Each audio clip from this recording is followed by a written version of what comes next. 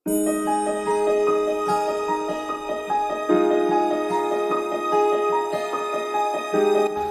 lingkup kewirausahaan memiliki keterkaitan dengan nilai-nilai keagamaan sebagaimana tercantum dalam Quran Surat At-Taubah ayat 105 yang memerintahkan manusia untuk bekerja dan berkarya. Ayat ini menjadi landasan bahwa aktivitas kewirausahaan merupakan bentuk ikhtiar yang harus dilakukan secara profesional, jujur, dan bertanggung jawab sebagai bagian dari pengabdian kepada Allah Subhanahu wa Ta'ala. Assalamualaikum warahmatullahi wabarakatuh. Waalaikumsalam warahmatullahi wabarakatuh. Selamat siang semua. Siang. Apa kabarnya hari ini? Alhamdulillah. Baik. Di pertemuan sebelumnya kita sudah membahas tentang kontrak mata kuliah, di mana salah satu bunyi kontrak mata kuliah itu adalah keterlambatan siswa itu maksimal 15 menit. Ya, sebelum saya mulai ke pembelajaran, ya, saya mau tanya ke PJ kelas dulu kepada Evan. Evan, apakah ini ada yang terlambat ataupun tidak masuk kelas? Alhamdulillah sudah hadir semua. Oke, sudah hadir semua, yang berarti kita bisa melanjutkan pembelajaran pada siang hari ini. Nah, hari ini kita akan belajar tentang ruang lingkup kewirausahaan atau biasa kita sebut entrepreneur, ya. Entrepreneur itu adalah orang yang melakukan wirausaha. Sebelum saya masuk ke materi, saya akan menjelaskan atau menyampaikan terlebih dahulu kepada mahasiswa semua bahwasanya pertemuan kita pada siang hari ini itu bertujuan untuk agar mahasiswa semua itu memahami sejauh mana ruang lingkup kewirausahaan. Dan nanti saya akan mencontohkan kepada mahasiswa semua terkait dengan contoh-contoh wirausahawan yang sukses. Nah, supaya apa? Supaya nanti kita tumbuh, ya, jiwa wirausaha kita dalam diri kita. Nah, sebelum lebih dalam lagi, saya akan menampilkan sebuah video pembelajaran yang nanti akan menjadi pengantar kita dalam melanjutkan perkuliahan. Silahkan disaksikan. Assalamualaikum warahmatullahi wabarakatuh. Halo mahasiswa, selamat datang pada belajar mata kuliah tradisi. Pada video ini kita akan membahas soal lingkup kewirausahaan yang meliputi dampak krisis global terhadap pengangguran tertinggi, pentingnya membangun jiwa wirausaha, contoh dalam wirausaha yang sukses, serta cara menumbuhkan jiwa kewirausahaan. Mari kita mulai dari dampak krisis global terhadap tingkat pengangguran tertinggi. Krisis global merupakan kondisi yang dapat mempengaruhi perekonomian dunia, termasuk perekonomian Indonesia. Ketika terjadi krisis, banyak perusahaan yang mengalami penurunan pendapatan sehingga mengurangi rekrutmen tenaga kerja. Akibatnya lapangan pekerjaan menjadi semakin terbatas. Selain itu, persaingan kerja juga semakin meningkat karena jumlah pencari kerja lebih banyak dibandingkan dengan kesempatan kerja yang atasnya. Kondisi ini dipengaruhi oleh adanya ketidaksesuaian keterampilan atau skill mismatch, yaitu ketika kompetensi perusahaan tidak sesuai dengan kebutuhan dunia industri.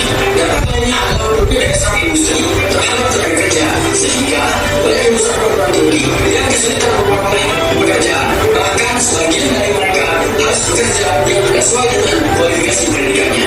Kondisi ini akhirnya menimbulkan berbagai dampak sosial, baik individu maupun masyarakat luas. Menghadapi kondisi tersebut, diperlukan solusi yang menciptakan lapangan pekerjaan baru. Salah satu solusinya itu adalah menjadi wirausahawan. Oleh karena itu, penting bagi kita setiap individu untuk membangun jiwa wirausaha. Jiwa wirausaha memiliki banyak manfaat. Wirausaha menciptakan lapangan pekerjaan bagi diri sendiri maupun orang lain. Kedua, wirausaha juga dapat mengurangi ketergantungan pada pekerjaan formal, sehingga seorang tidak hanya bergantung pada lowongan pekerjaan yang tersedia. Ketiga, wirausaha mampu meningkatkan kreativitas dan juga skill.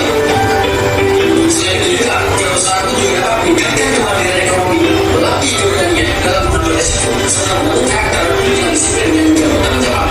Jiwa wirausaha memiliki banyak manfaat. Selain itu juga, wirausaha juga memiliki tahapan-tahapan. Tahapan pertama itu adalah tahapan perintis, atau juga disebut tahapan awal. Pada tahap ini, pelaku usaha mulai mengenali peluang, menyusun secara rencana bisnis, dan menghadapi berbagai keterbatasan seperti modal, pengalaman,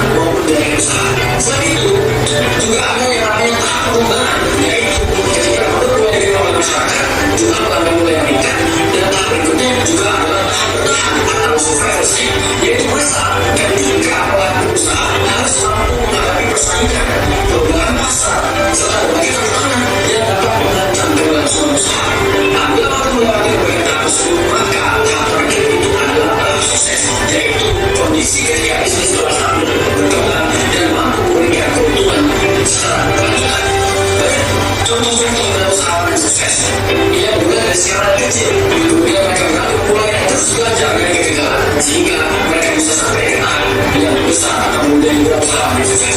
Oleh karena itu seluruh mahasiswa mari kita berlomba-lomba untuk menjadi wirausahawan sukses, menciptakan lapangan pekerjaan untuk kita dan juga untuk orang lain. Terima kasih. Wassalamualaikum warahmatullahi wabarakatuh. Oke, dalam video tersebut ya durasinya tadi ada 4 menit ya. Ada yang bisa menyampaikan kira-kira poin-poin intinya? Eva? Bisa? Oke, poin yang pertama itu adalah bagaimana kita tahapan-tahapan mengembangkan usaha. Ya, tadi ada tahap apa? Tahap awal yang biasa kita sebut tahap perintis. Ya kan, karena kita biasanya perintis pewaris. Ya. Kalau kalian tergabung apa nih? Perintis pewaris. Perintis ya. Mana tahu sih ada CEO ya. Yang kayak bilang sama Cina juga. Wah, pura-pura sekolah jadi mahasiswa padahal orang tuanya punya harta negara. Itu namanya pewaris. Tapi kita adalah tahap awal. Tahap awal itu ada juga apa ya? Mensurvei lokasi bagaimana cara membangun sebuah usaha. Nah, di mata kuliah entrepreneurship ini kita punya studi kasus yaitu dampak krisis global terhadap tingkat pengangguran menunjukkan jual usaha untuk kasus tidak usaha yang sukses. Di dunia globalisasi sekarang banyak sekali ya ternyata orang-orang yang lulusan sarjana tapi tidak jadi mendapatkan pekerjaan sesuai dengan gelar. Banyak ya kejadian gitu ya. Atau mungkin ada di sekitar kalian, kakak kalian, abang kalian, tetangga kalian, atau bahkan orang tua kalian. Lulusannya menjadi guru, padahal sarjana pendidikan, tapi ternyata jadi apa? Kerja di bank ataupun bekerja yang sesuai dengan kompetensinya. Nah, ini adalah sebuah masalah yang tentunya harus diselesaikan oleh diri kita dan dibantu oleh bagaimana kebijakan pemerintah dalam mengaturnya. Ya, tentunya itu hal kebaikan saja. Nah, dari dampak krisis global ini terbatasnya lapangan pekerjaan. Nah, lapangan pekerjaan terbatas ya. Jadi setelah lulus udah 4 tahun ataupun mungkin bisa lebih, belum tentu dapat pekerjaan. Nah, di sini ada yang saya mau tanya, cita-citanya mau jadi apa? Kira-kira? Kamu mau jadi apa? Mau jadi? Ya, mau jadi guru. Tapi kalau punya di fakultas yang di sini, berarti kan nggak sesuai ya. Karena kita kan punya di fakultas Islam ya, jadi pekerjaan yang sesuai. Dan kamu mau jadi apa? Nah, jadi trainer. Oh, jadi trainer itu sebenarnya motivator ya? Ya, motivator. Kalau kita mau jadi motivator, berarti kita harus banyak baca buku. Kenapa? Karena ketika kita banyak baca buku, kata kita bisa bicara, kita bisa memulai trainer itu dari konten-konten YouTube, Instagram, media sosial lainnya. Kenapa? Karena kondisi hari ini itu banyak anak-anak di usia kalian, di usia muda itu menggunakan media sosial itu menjadi apa ya? Menjadi panutannya. Gitu. Banyak orang standar hidupnya itu dari media sosial. Nah, itu ya. Jadi kita harus bisa menggunakan media sosial. Nah, selain dari terbatasnya lapangan pekerjaan, meningkatnya persaingan kerja. Nih, bayangkan ya. Hari ini kita kuliah di Fakultas Ekonomi Islam, YIN. Nah, di Kalimantan Barat saja ada berapa jurusan sarjana ekonomi? Banyak sekali. Di UTAN ada sarjana ekonomi, Muhammadiyah Pontianak, kemudian di Pancabakti, di PGRI ataupun kampus-kampus lainnya. Nah, itu baru di wilayah Kalimantan Barat.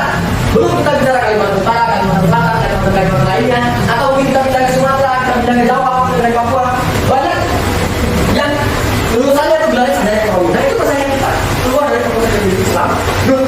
Belum tentu kita bisa bersaing dengan mereka. Nah, jadi apa? Teman-teman mahasiswa semua, kita harus punya yang namanya skill. Nah, skill kita tuh harus berbeda dengan orang lain. Kenapa? Dengan skill itu, ya kita bisa menjadi kompetitif baru diri kita, dan itu membuat kita bisa bersaing dengan orang lain. Kemudian ya tadi ketidaksesuaian dengan keterampilan. Nah, kita kuliah di Fakultas Ekonomi Islam, tapi ternyata keterampilan kita tuh bukan keterampilan. Ternyata keterampilan kita tuh ya mungkin jadi apa dulu tadi kan tentunya berbeda ya, berbeda dengan apa yang menjadi tempat kuliah kita. Kita kemudian meningkatnya pekerjaan, kemudiannya dapat sosial dan juga ekonomi. Nah, bagi diri kita ya tentunya membangun jiwa kewirausahaan itu adalah suatu hal yang sangat penting. Kenapa? Mata kuliah kewirausahaan ini itu sekarang itu sudah menjadi mata kuliah wajib bagi seluruh jurusan. Jadi kalau kalian lihat di jurusan PhD atau kalian misalnya jurusan PhD PAUD ataupun jurusan-jurusan lainnya, ternyata di salah satu semester mereka itu mengajarkan entrepreneur. Nah, ternyata itu sesuai dengan tujuan pemerintah. Apa tujuan pemerintah? Itu adalah menciptakan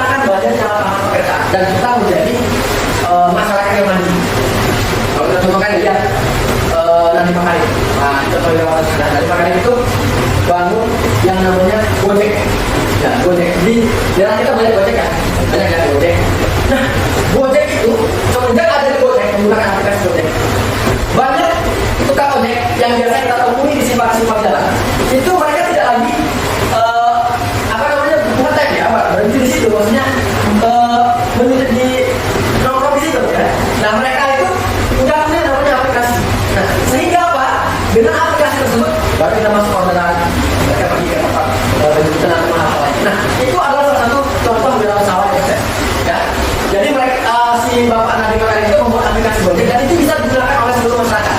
Nah, ternyata yang menggunakan itu bukan cuma Gojek, bukan cuma orang-orang yang sebelumnya berprofesi sebagai tukang ojek, mahasiswa balik kuliah dan Gojek.